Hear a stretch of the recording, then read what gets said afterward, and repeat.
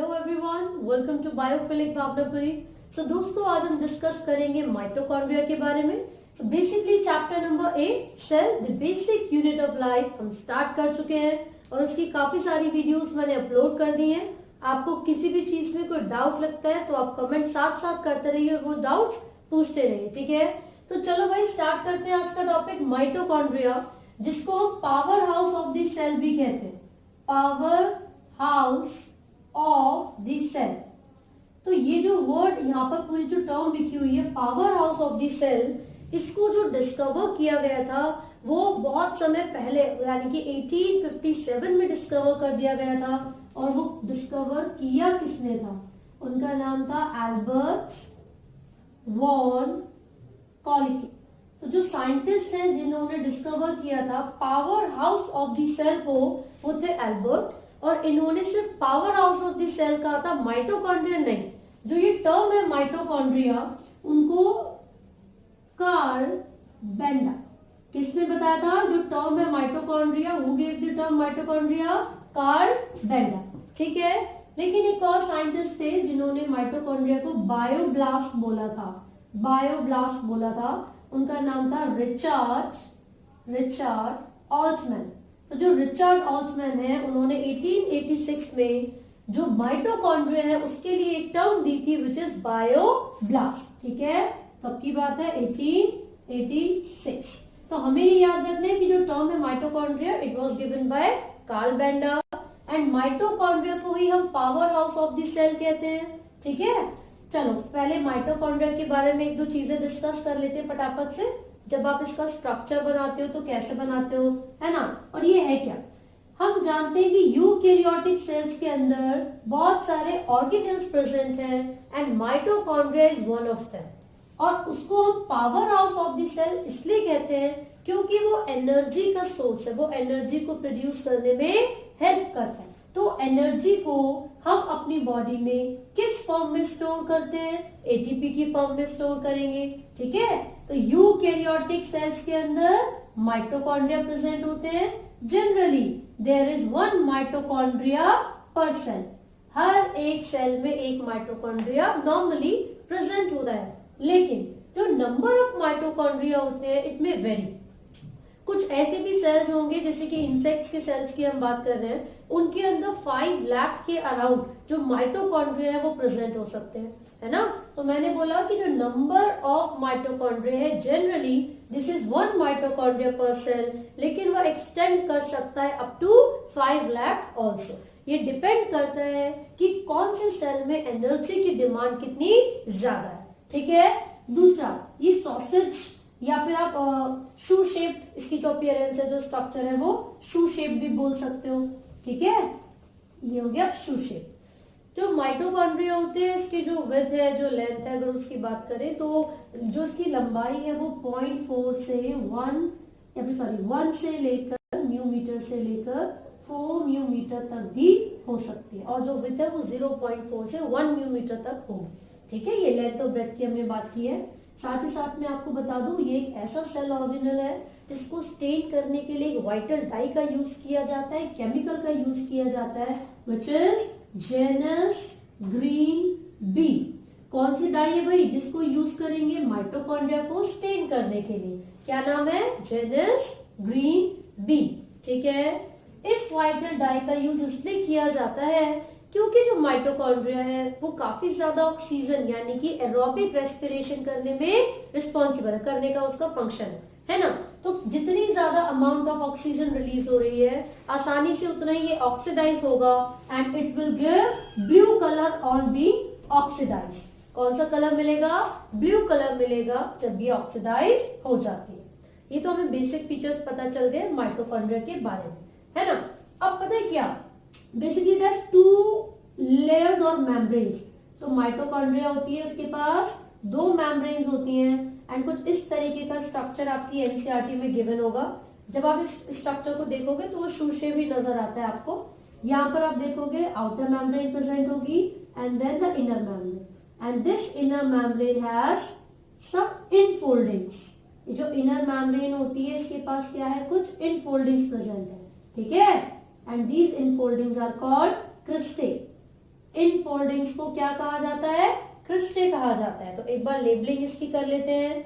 मैंने अभी भी आपको बोला कि जो माइटोकॉन्ड्रिया है उसके पास आउटर मेम्ब्रेन होती है और इनर मेम्ब्रेन होती है। जो आउटर मेम्ब्रेन है, here it is, protective layer की तरह एक्ट कर रही है, और इनर मेम्ब्रेन में क्या हो गया है?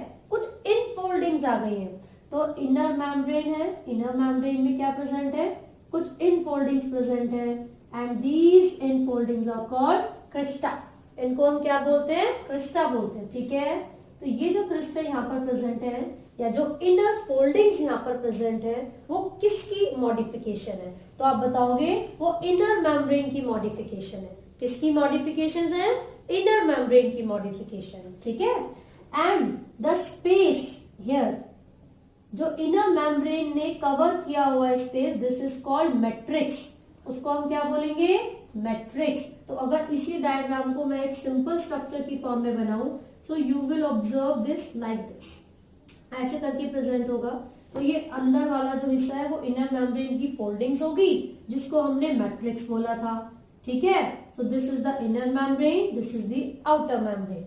आउटर और इनर मेम्ब्रेन के बीच में जो स्पेस आपको नजर आ रहा है, this is called inter membrane space. भाई दो मेम्ब्रेन के बीच में प्रेजेंट है ना, तो क्या बोलोगे? Inter membrane space. तो फटाफट से लिख लेते हैं, this is called inter membrane space, ठीक है। चलिए, अब ये जो इनर फोल्डिंग्स थी, यानी कि जो इनर मेम्ब्रेन है, वो ल्यूमन को दो कंपार्टमेंट्स में डिवाइड कर रही है, outer compartment and the inner compartment, ठीक है। And here this compartment is also called matrix, as I told you. तो ये नीट के रिस्पेक्ट में बहुत इंपॉर्टेंट लाइन है कि जो इनर माइटोकॉन्ड्रियल मेम्ब्रेन होती है वो यहाँ पर इन फोल्डिंग्स बनाती है, जो कि ल्यूमन को दो डिफरेंट कंपार्टमेंट्स में डिवाइड कर रही है, outer compartment and inner compartment, ठीक है। आगे आप पढ़ोगे कि जो मैट्रिक्स होती है माइटोकॉन्ड्रिया में, भाई इसके पास अपने बहुत ज्यादा अलग अलग तरीके के एंजाइम्स प्रेजेंट होते हैं, जो कि सेल्यूलर रेस्पिरेशन के लिए जरूरी है ना। Outer and inner both the membranes have their own enzymes. तो हम लिख रहे हैं यहाँ पर, इनके पास कुछ एंजाइम्स प्रेजेंट है। जनरली मैट्रिक्स की मैं बात कर रही हूँ। वो एंजाइम्स किस चीज में हेल्प करते हैं भाई? सेल्यूलर रेस्पिरेशन में। किस चीज में हेल्प कर रहे हैं? सेल्यूलर रेस्पिरेशन में। अभी मैंने बोला था कि ऑक्सीजन यहाँ पर प्रेजेंट है, यानी कि माइटोकॉन्ड्रिया के अंदर होने वाली जो रेस्पिरेशन होगी वो एरोबिक होगी ऑक्सीजन की प्रेजेंस में। सो ये this is the site of aerobic respiration. साथ ही साथ as I told you, ATP की प्रोडक्शन यहाँ पर होती है। क्या प्रोड्यूस हो रहा है? ATP. So due to the formation of ATP, यानी कि एनर्जी करेंसी यहाँ पर बन रही है, इसीलिए हम इसको क्या कहते हैं? Power house of the cell, है ना। लेकिन क्वेश्चन ये उठता है कि यहाँ पर ये एटीपी बनेगी कैसे? ये तो पूरा पाथवे है जिसकी मदद से यहाँ पर एटीपी की फॉर्मेशन हो रही है, बट मैं आपको वो शॉर्ट में समझाऊंगी, because this pathway will be completely discussed in further chapters, ठीक है। बट फिर भी मैं आपको बताऊंगी कि एटीपी की प्रोडक्शन हुई कैसे, ठीक है। उससे पहले हम देख लेते हैं कि यहाँ पर जो एटीपी की प्रोडक्शन हो रही है, एक स्पेसिफिक एंजाइम की मदद से हो रही होगी, और उसका नाम होता है एटीपी सिंथेस। एटीपी सिंथेस या फिर एटीपेज, राइट। साथ ही साथ आप देखोगे इनके पास अपना सिंगल सर्कुलर डीएनए होता है। सिंगल सर्कुलर डीएनए प्रेजेंट है। Along with this they have ribosomes. इनके पास राइबोसोम्स प्रेजेंट होते हैं, and these are 70S ribosomes. कौन से राइबोसोम्स है माइटोकॉन्ड्रिया में? 70S ribosomes. जबकि आप लोगों को मैंने पहले ही समझाया था कि साइटोप्लाज्म के अंदर जो यूकैरियोटिक सेल्स हैं, उनकी साइटोप्लाज्म के अंदर 80S राइबोसोम्स होते हैं, लेकिन माइटोकॉन्ड्रिया और प्लास्टिड्स में बिल्कुल प्रोकैरियोट्स की तरह होंगे 70S राइबोसोम्स, ठीक है। And due to the presence of these two, इनके पास प्रोटीन्स भी तो होंगे भाई, ज्यादा मात्रा में प्रोटीन्स प्रेजेंट होंगे इनर मेम्ब्रेन में, राइट। तो आपको याद रखना है, जो इनर माइटोकॉन्ड्रियल मेम्ब्रेन है, अंदर वाली membrane, it has more amount of protein and less concentration of fats और लिपिड्स। लेकिन जो आउटर मेम्ब्रेन होती है बच्चों, उसमें बिल्कुल ऑपोजिट है, यानी कि वहां पर लेस प्रोटीन्स होंगे और ज्यादा मात्रा में फैट्स या फिर लिपिड्स होते हैं। ठीक है, ये हमें यहाँ पर याद रखना है। चलो, ये मुझे पता चल गया, राइट। एक और चीज मैं बता देती हूँ आपको कि जो माइटोकॉन्ड्रिया है जब वो डिवाइड करेगी तो बाइनरी फिजन से करेगी, है ना। यहाँ पर स्टेनिंग कैसे होती है वो भी मुझे पता चल गया। अब मैं आपको बताऊंगी कि इसको power house of the cell बोल रहे हैं, यानी कि एटीपी इसके अंदर बन रही है, तो कैसे बन रही है। ठीक है, तो एक बार फटाफट से इसको रब करके देख लेते हैं ऐसा क्या है। यहाँ पर आप देख लीजिए, कॉपी वॉपी कर लीजिए। ठीक है, सो लेट्स सी माइटोकॉन्ड्रिया में एटीपी की फॉर्मेशन कैसे हो रही है, उसके पास ऐसा क्या प्रेजेंट होता है। चलो भाई, होता ही है कि जैसे मान लीजिए ये क्रिस्टे है, दीज आर दी फोल्डिंग्स, है ना। तो ये क्रिस्टे इनर मेम्ब्रेन की तो है, this is the inner membrane. यहाँ पर बना देते हैं, इनर मेम्ब्रेन तो थी जिसमें ऐसे फोल्डिंग्स हो रही थी। चलो, ये पता चल गया। सो ये क्या होगी, ये होगी outer membrane, this will be the outer membrane. और इनर और आउटर मेम्ब्रेन के बीच का जो स्पेस यहाँ पर प्रेजेंट होता है, this is called inter membrane space. क्या बोलते हैं उसको, इंटर मेम्ब्रेन स्पेस। रिपीट किया करो मेरे साथ, जल्दी याद हो जाता है ना। So this is the outer membrane, this is the inner membrane. Inner membrane में आपको ये इनफोल्डिंग्स नजर आ रहे हैं विच आर कॉल्ड क्रिस्टे, और ये आउटर मेम्ब्रेन थी, राइट। अब ये पता है क्या होता है, इनकी जो ये क्रिस्टे है, जो इनर मेम्ब्रेन की फोल्डिंग्स है, they have some specialised structures which are called oxysomes. यहाँ पर इस मेम्ब्रेन के अंदर एम्बेडेड है ना। और ये इधर की तरफ का सारा जो हिस्सा होगा उसको हम क्या बोलेंगे, मैट्रिक्स बोलेंगे। क्या बोलेंगे भाई, मैट्रिक्स बोलेंगे। तो ये जो फेज होता है, this is M phase. M मतलब मैट्रिक्स, और ये वाला जो फेज होगा it will be called C phase. C मतलब साइटोसोलिक फेज, क्योंकि यहाँ पर साइटोप्लाज्म या साइटोसोल को वो फेस कर रहा है। ठीक है, तो एम फेज हो गया और यहाँ पर सी फेज हो गया। तो मैंने बोला कि ये जो क्रिस्टे यहाँ पर प्रेजेंट है, यानी कि जो इन फोल्डिंग्स होती हैं इनर मेम्ब्रेन की, इनके पास एक स्ट्रक्चर है जिसको ऑक्सीसोम हमने बोल दिया। क्या बोला, oxysome. And they have another sort of protein which has this F1 particle. ये कौन सा पार्टिकल है, F1 particle.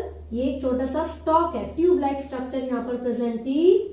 And this oxysome also called F0, FO particle. तो हमें पता चला कि जो माइटोकॉन्ड्रिया की इनर मेम्ब्रेन है वहां पर FO, F1 पार्टिकल्स प्रेजेंट है।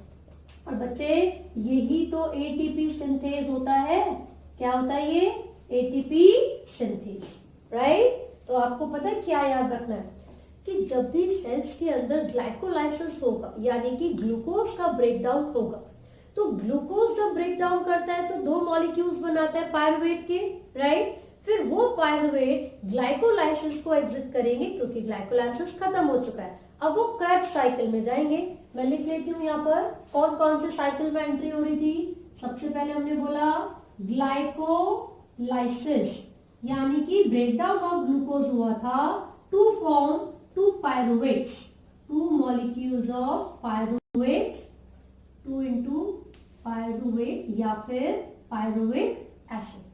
नाउ ये प्रोसेस तो साइटोप्लाज्म में चल रहा था, लेकिन ये पायरुवेट अब एंट्री करेंगे कहां पर, माइटोकॉन्ड्रिया में, जहां पर स्टार्ट हो जाएगा क्रेब्स साइकिल। कौन सा साइकिल, क्रेब्स साइकिल। इस क्रेब्स साइकिल के रिजल्ट में जो NADPH या NADH+ बने थे, उन सबको माइटोकॉन्ड्रिया में ही आगे एटीपी की फॉर्मेशन में यूज किया जाता है।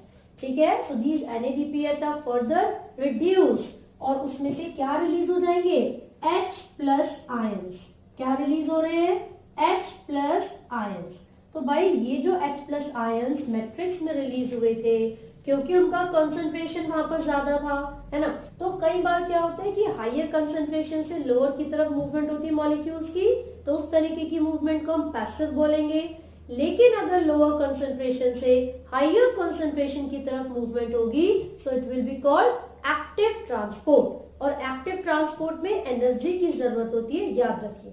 ठीक है, सो अब पता है क्या होगा, ये जितनी भी pairs of protons H plus ions यानी कि प्रोटॉन्स यहां पर प्रेजेंट है, अब ये जाएंगे किधर, ये पहुंचेंगे यहाँ पर जहां पर आपका एटीपी सिंथेज प्रेजेंट है, क्योंकि एक माइटोकॉन्ड्रियल मेम्ब्रेन में बहुत सारे एटीपी सिंथेज प्रेजेंट हो सकते हैं, इन लाखों में हो सकते हैं ये, ठीक है। तो ये करेंगे क्या एटीपी सिंथेज, एनर्जी यानी कि एटीपी की फॉर्मेशन करवाएंगे। कैसे, ध्यान से देखिए, जब ये पेयर ऑफ प्रोटॉन यहाँ पर ट्रांसपोर्ट होगा, जैसे ही ये 2H प्लस आयंस वहां पर जाएंगे, so they will release some sort of energy, और उसी एनर्जी को ये F1 पार्टिकल यूज करता है और इनऑर्गेनिक फॉस्फेट को एटीपी के साथ जोड़ेगा, एज अ रिजल्ट एटीपी की फॉर्मेशन हो जाएगी। तो हमें पता चला माइटोकॉन्ड्रिया को power house of the cell क्यों कहते हैं, क्योंकि उसके अंदर एटीपी की फॉर्मेशन हो रही थी। कैसे हो रही थी, यहाँ पर एक सिस्टम होता है पूरा जिसको इलेक्ट्रॉन ट्रांसपोर्ट सिस्टम कहते हैं, वो सिस्टम रिस्पॉन्सिबल है इलेक्ट्रॉन्स की फर्दर मूवमेंट करवाने के लिए, कॉन्सेंट्रेशन ग्रेडियंट के हिसाब से electrons as well as protons क्या करेंगे, मूवमेंट करेंगे, और फाइनली कॉम्प्लेक्स फिफ्थ के पास जाते हैं इलेक्ट्रॉन ट्रांसपोर्ट सिस्टम के। और बेटा जो कॉम्प्लेक्स फिफ्थ होता है इलेक्ट्रॉन ट्रांसपोर्ट सिस्टम का, उसी को एटीपी सिंथेज कहा जाता है, जो कि H प्लस आयन से यानी कि प्रोटॉन से मिलने वाली एनर्जी को यूज करेंगे और इनऑर्गेनिक फॉस्फेट को एडीपी के साथ जोड़कर एनर्जी करेंसी यानी कि एटीपी की फॉर्मेशन करेंगे। ठीक है, एक टर्म होता है सेमी ऑटोनॉमस, लास्ट टर्म बता रही हूँ आपको माइटोकॉन्ड्रिया के बारे में। The term is mitochondria is also called semi autonomous organelle, है ना, ऑटोनॉमस ऑर्गेनल। ऐसा क्यों कहते हैं, देखिए, ऑल्दो जो जेनेटिक मटेरियल होता है वो न्यूक्लियस के पास प्रेजेंट होता है, क्योंकि जब मेल और फीमेल गैमेट्स फ्यूज कर रहे हैं तो जो जेनेटिक मटेरियल न्यूक्लियस के पास प्रेजेंट है वो कंट्रीब्यूट करेगा, यानी कि कैरेक्टर्स को ट्रांसपोर्ट करेगा न्यू ऑर्गेनिज्म में, राइट। लेकिन मैं आपको बता दूं, जो सिंगल सर्कुलर डीएनए माइटोकॉन्ड्रिया के पास प्रेजेंट है, इट ऑल्सो कैरीज जीन, उसके पास भी जीन्स प्रेजेंट है। ठीक है, तो होता क्या है कि यहाँ पर जो जेनेटिक मटेरियल है भाई वो जीन्स को कैरी कर रहा है, और यहाँ पर जो माइटोकॉन्ड्रिया की मैट्रिक्स है उसमें अपना खुद का राइबोसोम है, राइट, उसमें आरएनए भी प्रेजेंट होंगे। तो जब डीएनए है उसमें एंजाइम्स प्रेजेंट है, जैसे कि कुछ डाइवेलेंट कैटायंस भी प्रेजेंट है, मैग्नीशियम, मैग्नीज एक्सेट्रा, तो वो सब करेंगे क्या, जो ये डाइवेलेंट कैटायंस होते हैं सारे एंजाइम्स को एक्टिव करते हैं ताकि डीएनए की रेप्लिकेशन भी हो सके, फिर वो डीएनए ट्रांसक्रिप्शन करे एंड फाइनली राइबोसोम्स का यूज करके प्रोटीन्स की फॉर्मेशन कर सके। तो क्योंकि mitochondria has its own single circular DNA as well as 70S ribosomes, इसीलिए उसको कहा जाता है सेमी ऑटोनॉमस।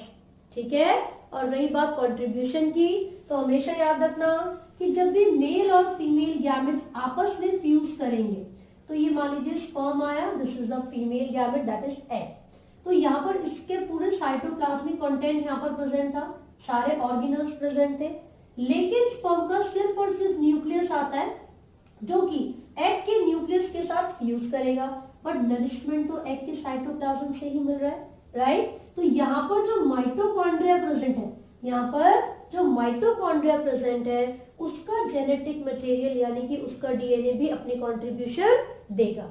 तो हमेशा याद रखिएगा कुछ ऐसे कैरेक्टर्स होते हैं जो मदर से आ रहे हैं, तो इस तरीके की जो इनहेरिटेंस है this is called cytoplasmic inheritance और मैटरनल इनहेरिटेंस। मैटरनल क्यों, क्योंकि मदर का ही जो ये माइटोकॉन्ड्रिया है उसका डीएनए कुछ कैरेक्टर्स के लिए कंट्रीब्यूशन दे रहा है, क्योंकि स्पर्म से तो सिर्फ और सिर्फ न्यूक्लियस आया था, उसका तो कोई साइटोप्लाज्मिक कंपोनेंट किसी भी तरीके की कंट्रीब्यूशन नहीं देता, right. So this is all about mitochondria.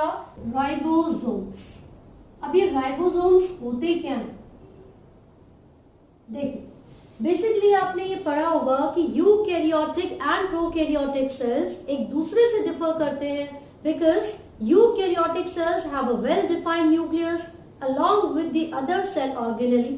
लेकिन जब हम प्रोकैरियोटिक सेल्स के बारे में बात करते हैं तो उनके अंदर कोई वेल डिफाइंड न्यूक्लियस नहीं था, but still they had some cell organelle. वो कौन से थे?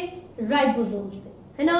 तो ये जो राइबोसोम्स है, अगर इसकी डिस्कवरी के बारे में बात करेंगे तो 1953 में दो साइंटिस्ट थे जिनका नाम था रॉबिन्सन एंड ब्राउन, जिन्होंने प्लांट सेल में सबसे पहले कुछ फ्री पार्टिकल्स को ऑब्जर्व किया था। ठीक है, तो इन्होंने क्या बोला कि कुछ फ्री पार्टिकल्स प्लांट्स के सेल्स में प्रेजेंट हैं and these are called ribosomes. फिर इन्हीं के बाद लगभग 1955 में देयर वाज अनदर साइंटिस्ट जिनका नाम था जॉर्ज एमिल यानी कि ई पैलेट। इन्होंने क्या बताया? इन्होंने एनिमल सेल के अंदर डिस्कवर किया था, एनिमल सेल के अंदर डिस्कवर किया था राइबोसोम्स को। और ये जो टर्म है राइबोसोम, ये भी जॉर्ज पैलेट ने ही दी थी। इसीलिए इसी वजह से राइबोसोम्स को कहा जाता है पैलेट पार्टिकल्स। तो आपको ये याद रखना है, नीट में भी क्वेश्चन पूछा जाता है पैलेट पार्टिकल्स किसको कहते हैं। So ribosomes are called Palade particles. ऐसा क्यों कहा गया था? क्योंकि जो जॉर्ज ई पैलेट थे वो एक ऐसे साइंटिस्ट थे जिन्होंने एनिमल सेल में डिस्कवर भी किया था राइबोसोम्स को, और ये जो टर्म है राइबोसोम ये भी इन्होंने ही कॉइन की थी। ये जो टर्म है राइबोसोम वो किसने दी थी? पैलेट ने ही दी थी। इसीलिए राइबोसोम्स का नाम पड़ गया पैलेट पार्टिकल्स। इन्होंने ये बताया था कि एनिमल सेल्स के अंदर ये जो राइबोसोम्स है ये साइटोप्लाज्म में फ्री प्रेजेंट हो सकते हैं, साथ ही साथ ये अटैच्ड हो सकते हैं with the surface of some cell organelle. कौन से सेल ऑर्गेनेल? जैसे कि एंडोप्लाज्मिक रेटिकुलम, माइटोकॉन्ड्रिया, कॉन्ड्रिया।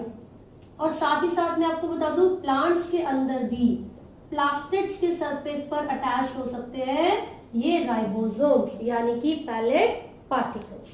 तो अभी हमें डिस्कवरी के बारे में पता चल चुका है। ठीक है, एक स्ट्रक्चर बना के देख लेते हैं जरा। मान लीजिए ये एक यूकैरियोटिक सेल है एंड इसमें न्यूक्लियस प्रेजेंट है। जो आउटर मेम्ब्रेन है न्यूक्लियस की वो कॉन्टिन्यूसली जुड़ी हुई है एंडोप्लाज्मिक रेटिकुलम के साथ। ठीक है, तो जो एंडोप्लाज्मिक रेटिकुलम का ऐसा सरफेस होगा जहां पर ये फ्री पार्टिकल्स प्रेजेंट है। फ्री पार्टिकल्स के साथ साथ मैं आपको बता दूं नॉन मेम्ब्रेन बाउंड या फिर नॉन मेम्ब्रेनस स्ट्रक्चर होते हैं। ठीक है, तो एंडोप्लाज्मिक रेटिकुलम के जिस सरफेस पर ये पार्टिकल्स प्रेजेंट होंगे वो अपीयर कैसा करेगा? रफ अपीयर करेगा। उसी को हम due to the presence of ribosomes, these are ribosomes, क्या कहते हैं इस रीजन को? Rough endoplasmic reticulum. ठीक है, तो नॉन मेम्ब्रेन बाउंड है, फ्री प्रेजेंट हो सकता है, फ्रीली मूव कर सकता है साइटोप्लाज्म में। आगे लिख देती हूँ फ्री इन साइटोप्लाज्म। राइट, फिर लिखा हुआ है या फिर अटैच हो सकता है एंडोप्लाज्मिक रेटिकुलम, माइटोकॉन्ड्रिया या फिर प्लांट्स के साथ। प्लांट्स में मतलब प्लास्टिड्स के साथ। ठीक है, ये तो क्लियर हो गया। अब हम बात करेंगे कि ये जो राइबोसोम्स है एक्चुअली ये इनका कंपोजिशन क्या है, किससे बने हुए। तो जो राइबोसोम्स होते हैं बच्चों ये क्या होंगे? These are ribonucleoproteins. Ribonucleoproteins. अब ये राइबो न्यूक्लियो का मतलब क्या है? इसका मतलब ये है कि जो राइबोसोम्स हैं वो कुछ राइबोसोमल आरएनए से मिलकर बने हैं और कुछ प्रोटीन से मिलकर बने हुए। ठीक है, राइबोसोमल आरएनए से मिलकर बने हैं और प्रोटीन से मिलकर बने हैं। जो नंबर होता है प्रोटीन्स का वो वेरी कर सकता है राइबोसोम्स में। ठीक है, 200 के आसपास नंबर ऑफ प्रोटीन्स प्रेजेंट हो सकते हैं और काफी ज्यादा मात्रा में राइबोसोमल आरएनए प्रेजेंट होते हैं किसी भी एक राइबोसोम के कंपोजिशन में। राइट, देखिए अब मैं आपको बता दूं कि जब प्लांट सेल और एनिमल सेल की बात कर रहे हैं तो वो तो क्या है? Eukaryotic cell. लेकिन अगर मैं बैक्टीरियल सेल की बात करूं जो कि प्रोकैरियोटिक सेल है, क्या उसके अंदर भी कंपोजिशन बिल्कुल सेम रहेगा या कुछ वेरिएशन होगी, कोई चेंजेस आएंगे? तो फटाफट से यहाँ पर देख लेते हैं। जब हम प्रोकैरियोटिक सेल्स के बारे में बात करते हैं तो उनके अंदर जो राइबोसोम्स प्रेजेंट होते हैं वो 70S होते हैं, है ना। एस का क्या मतलब है मैं अभी समझाऊंगी। और यूकैरियोटिक जो सेल्स होते हैं बच्चों उनके अंदर 80s राइबोसोम्स प्रेजेंट होते हैं। ठीक है, एस का मतलब क्या है? इसको हम सेडबर्ग्स यूनिट भी बोल सकते हैं, सेडबर्ग्स यूनिट, या फिर इसको बोला जाता है सेडिमेंटेशन कोएफिशिएंट। अब इसका मतलब क्या है? इसका मतलब ये है कि ये जो राइबोसोम्स आपके सामने प्रेजेंट है, prokaryotic and eukaryotic, they may differ from each other on the basis of their density. ठीक है, अगर इन दोनों के 70s और 80s के बारे में बात करें तो इनका जो यूनिट्स है, इनका जो इंटरनल कंपोजिशन है, वो भी एक दूसरे से डिफरेंट हो सकता है। कैसे भाई? चलो सबसे पहले प्रोकैरियोटिक राइबोसोम्स के बारे में बात कर रहे हैं, यानी कि हम बात कर रहे हैं 70s राइबोसोम्स के बारे में। एस का मतलब सेडिमेंटेशन कोएफिशिएंट होता है, मतलब क्या रेट होता है सेडिमेंट करने का। किसी भी राइबोसोम के सेटल डाउन होने का जो रेट होगा उसको हम बोलेंगे सेडिमेंटेशन कोएफिशिएंट।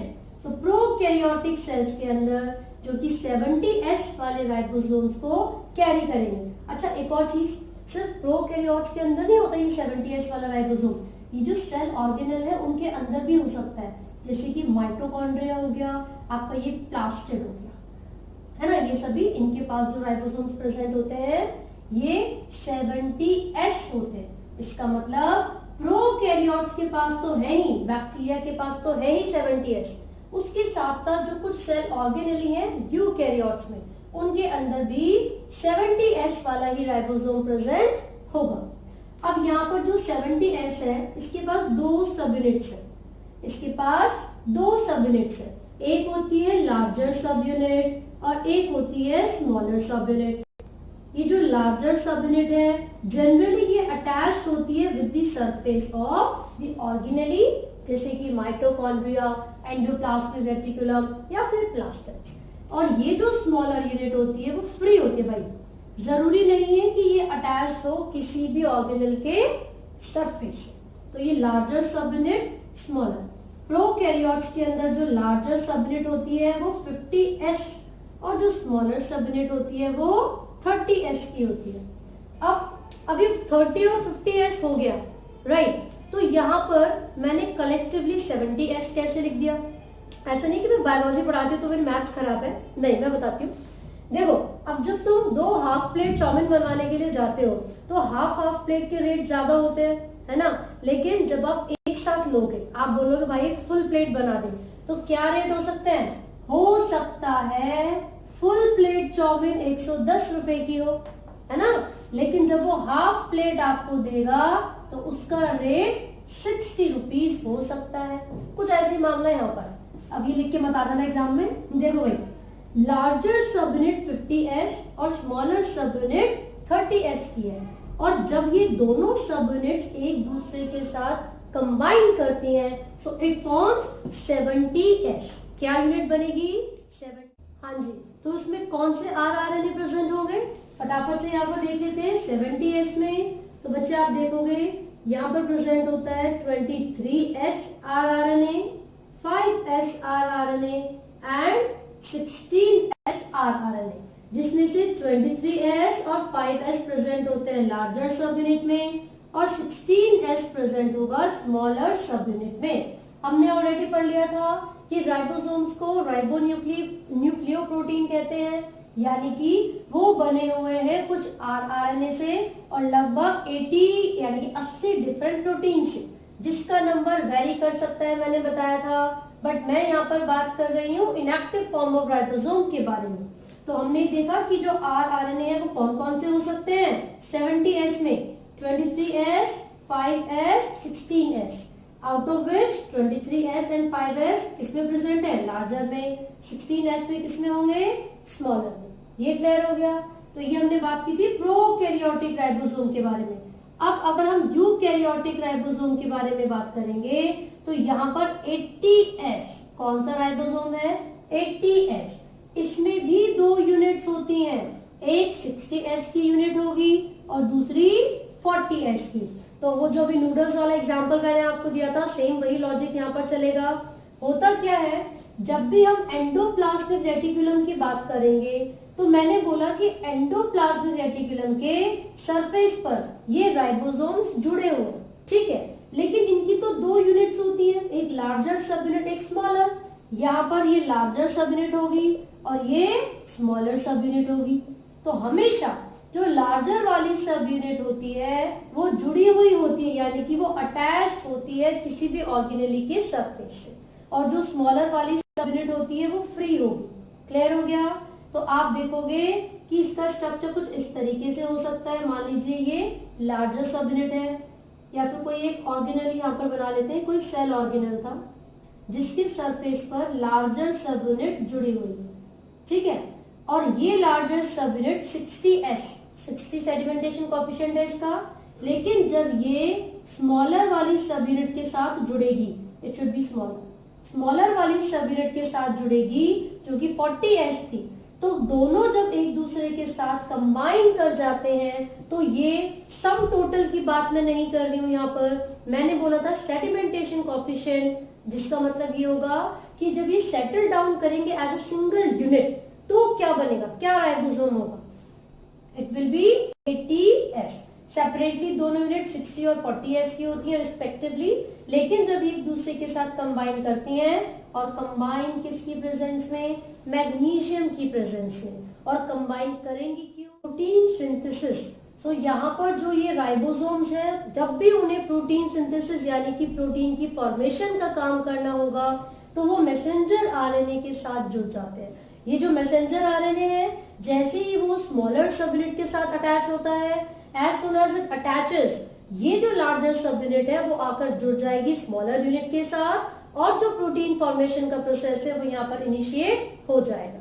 तो जैसे हमने यहाँ पर आरएनए पढ़े थे प्रोकैरियोटिक में, बिल्कुल वैसे ही यूकैरियोटिक के अंदर होते हैं। तो कौन कौन से आरएनए है जो यूकैरियोट्स में प्रेजेंट होंगे, तो यहाँ पर देखिए, एक होता है 28S, दूसरा 5S, then 5.8S and then 18S।